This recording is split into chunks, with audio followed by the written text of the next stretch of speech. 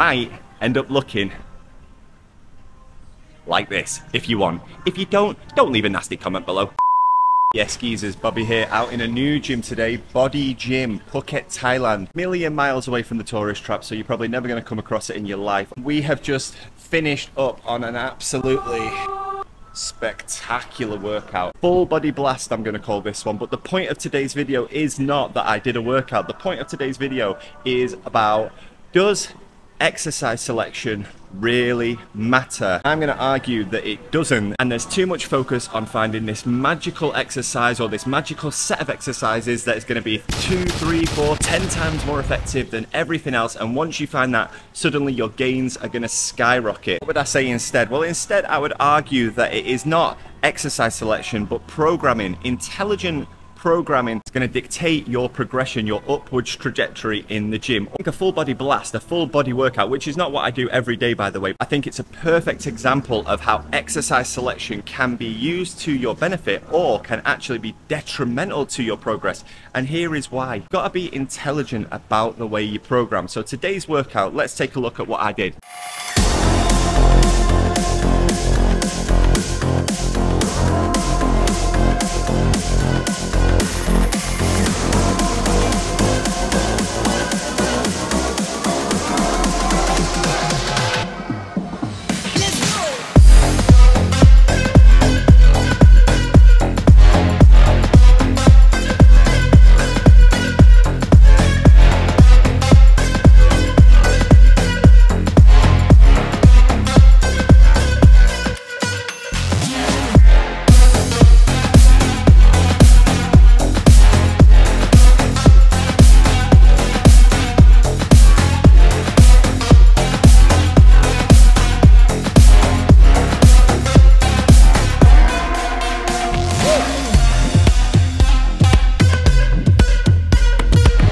As I was talking you through those exercises there, I wasn't really focusing on the order, why they were presented in that order. I think it is so important to think, not just in full body workouts, but in all workouts, what type of exercises are most taxing on your central nervous system, on your entire central nervous system. Usually your heavy compound lifts, usually your explosive movements, they are going to be what takes it out of you and what dictates your trajectory for the rest of that session. If we were to perform all of those taxing, excessive exercises at the beginning of our session, back to back, that is going to drain all of our energy reserves almost immediately. We might get through them okay, but we're not going to have anything left to give later on. Here is what I would suggest. I recommend starting your workout with some sort of explosive movement. In this case, I started with the battle ropes. From there, I give my entire central nervous system a little bit of a breather, a little bit of a moment of recovery. It's not going to make much difference over the entire course of the workout. It will add up by doing an isolation exercise. For example, the lateral raise. Now, that's not going to blast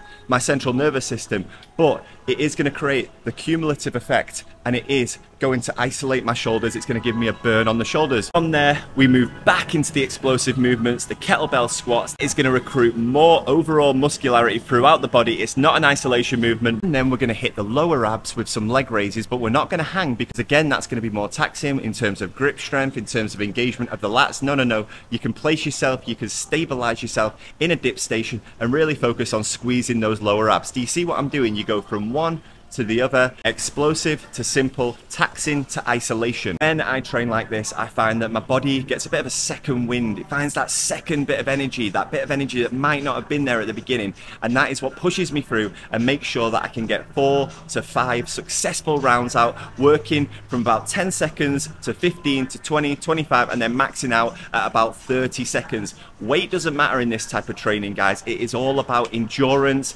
good form, but explosive form. We are not really focused on building muscle here, guys. The focus of this type of training is more to, number one, burn some fat, but also to feel those cardiovascular benefits, to get the heart pounding, because it's so easy when we come in, when we lift weights, to just neglect the heart, to neglect the cardiovascular side of things. I'm guilty of it myself. My current routine, 3 days of lifting, 1 day like this, 2 days of lifting, 1 day like this. That's a 7-day split, and then I take a rest when I need it. Anyway, geezers, hope you found this video helpful. If you only take one thing away from today's video, let it be that exercise selection is more important than the exercise itself. The way you order, the way you structure your workouts in order to give your central nervous system the opportunity to recover, the opportunity to push forward, is what's going to lead to your long-term success, your upwards trajectory in terms of your goals. If you keep going, lift hard on the days you're lifting, but train hard on the days that you're not, might end up looking